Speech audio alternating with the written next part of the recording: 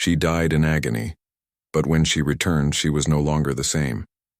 The medical bay of the transport ship hummed with alien technology that Lisa Morgan would never understand, and the pain was beyond anything she had imagined possible, and her screams echoed through corridors that had seen countless deaths but never one quite like this. And the Zalthari medics worked frantically around her broken body, their forearms moving in practiced patterns, but even their advanced science could not stop what was happening to her, and she knew with terrible clarity that she was dying. Lisa had been a cargo specialist on Earth and nothing more, and she had signed up for the colonial mission because the pay was good, and her daughter needed surgery, and the recruiters had promised it was safe. And they had lied because 3 days into the journey the ship had been attacked by raiders, and she had been thrown against a bulkhead when the artificial gravity failed and something inside her had ruptured, and now she was paying the price for trusting aliens who said humans would be valued in the galactic community. The Zalthari doctor, whose name sounded like wind through crystals, leaned over her and spoke in broken English that she could barely hear through the roaring in her ears. And he said something about her biology being too different,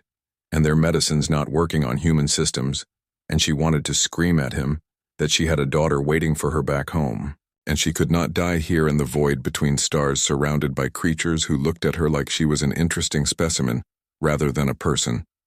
Then everything went dark and cold and silent. Lisa opened her eyes to find herself standing in her childhood bedroom in Nevada, and sunlight streamed through windows that faced a desert that no longer existed because it had been terraformed decades ago. And she looked down at her hands, and they were small and unmarked, and she was 7 years old again, and her mother was calling her for breakfast, and she knew this could not be real, because her mother had died when she was 12. She walked through the house, and it shifted around her,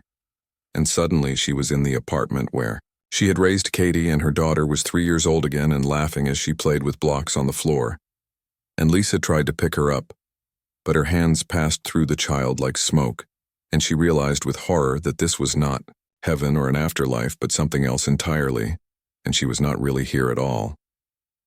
The Zalthari had told the human colonists that their species believed consciousness was energy, and energy could not be destroyed, only transformed, and Lisa had thought it was religious nonsense, but now she understood they had been speaking literally, and her mind was untethered from her body and floating in some space between thought and reality. She felt herself being pulled backward, and the apartment dissolved, and she was rushing through darkness toward a light that burned cold and blue,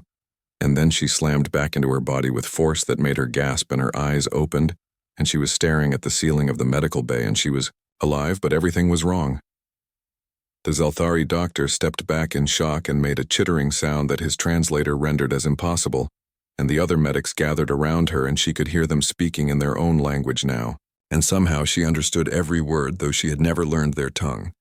And they were saying that her neural patterns had changed, and her brain was generating energy signatures they had never seen in any species. Lisa sat up, and the pain that had consumed her was gone, and she looked down at her body and saw that the terrible injuries had healed. But her skin had a faint luminescence beneath the surface, like starlight trapped under flesh,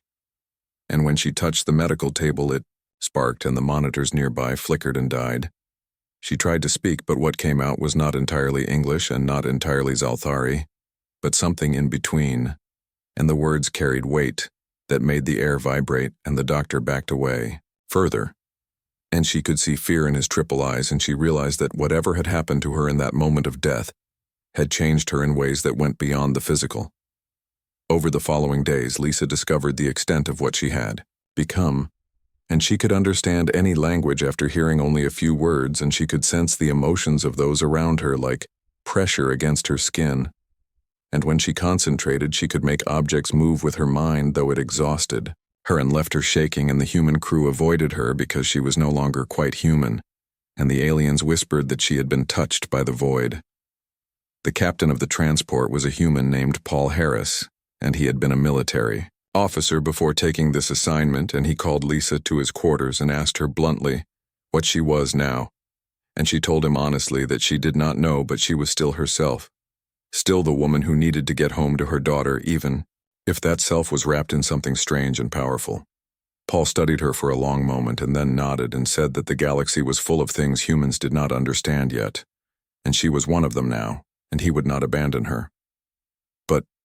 she needed to be careful because there were species who would want to study her or use her or destroy her.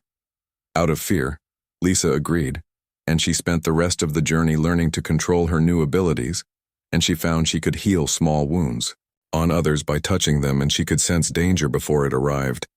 And once when raiders attacked again, she stood on the bridge and reached out with her mind, and the attacking ship systems began to fail, and they retreated in confusion, and the crew looked at her with awe and terror in equal measure. She understood then that she had died and something had brought her back, but the price was that she would never be fully human again, and she would never be fully alien either. And she existed in a space between where few could follow and fewer would want to. When the transport finally reached its destination, Lisa stood at the viewport and looked at the colony world below, and wondered if Katie would recognize her mother when she returned, and if Earth would welcome back someone who had become more than human, or if she would spend the rest of her life caught between worlds belonging nowhere. The Zalthari doctor approached her one final time and told her that in all his decades of medicine he had never seen anything like what happened to her, and according to his species' ancient texts, there were legends of beings who died and returned changed, and they were called the Threshold Walkers, and they existed to bridge gaps between different forms of life. Lisa asked if the legend said what happened to these beings, and the doctor made a sound like wind chimes, and said some became teachers and some became warriors, and some simply wandered the stars trying to understand what they had become, and Lisa realized that her journey was not ending but beginning. And whatever she was now, she would use it to protect those who could not protect themselves, because she had been given a second chance, and she would not waste it on fear. She stepped away from the viewport and headed toward the shuttle bay, and her reflection in the polished metal walls showed a woman who glowed faintly in the shadows, and whose eyes held depths that had not been there before. And she smiled because she was still Lisa Morgan, and she was still going home to her daughter, and nothing in the universe would stop her from keeping that promise.